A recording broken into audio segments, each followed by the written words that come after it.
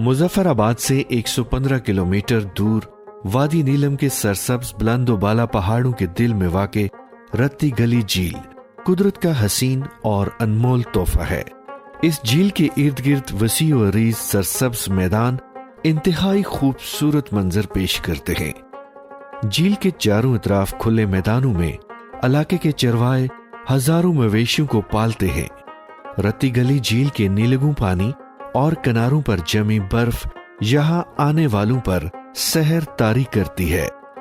इस वक्त हम रत्ती गली झील में मौजूद हैं, जो कि बहुत बहुत खूबसूरत नज़ारा है। यहाँ पे इससे ज़्यादा खूबसूरत नज़ारा मुझे नहीं लगता मैंने कहीं देखा होगा। जो खूबसूरती नीलम वैली में कश्मीर में मौजूद है, दुनिया में कहीं पे भी मौजूद नहीं है। अभी ये इतनी बर्फ़ है, तो यहाँ जब होती होगी बर्फ़बारी होती होगी तब कितना ये खूबसूरत होता होगा।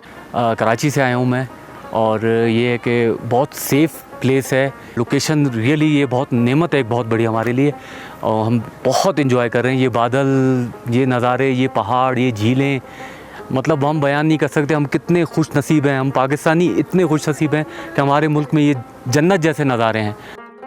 वादी नीलम की इस कुदरती झील का नज़ारा करने और यहाँ पर आने वाले सियाह मुजफ्फराबाद से दवारियां तक 4 घंटे का सफर शाराए नीलम पर तय करते हैं, जबकि झील के बेस कैंप तक पहुंचने के लिए दवारियां से आगे 18 किलोमीटर का सफर जीपों या 4x4 गाड़ियों पर तय करना पड़ता है।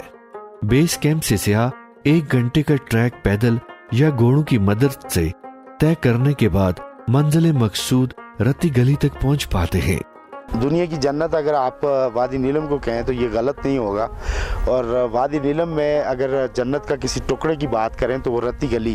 तो ये मेरे लेफ्ट हैंड पे आप देख सकते हैं, पानी है, पहाड़ है, बर्फ़ है, हरियाली है। आसमान से बातें करते पर्वतों की कल्ब में कुदरत के हसीन रंग लिए हुए रत्ती गली झील का मुलहिका इलाका हर सू बिखरे कुदरत के रंग यहाँ आने वालों को दावत नजारा देते हैं।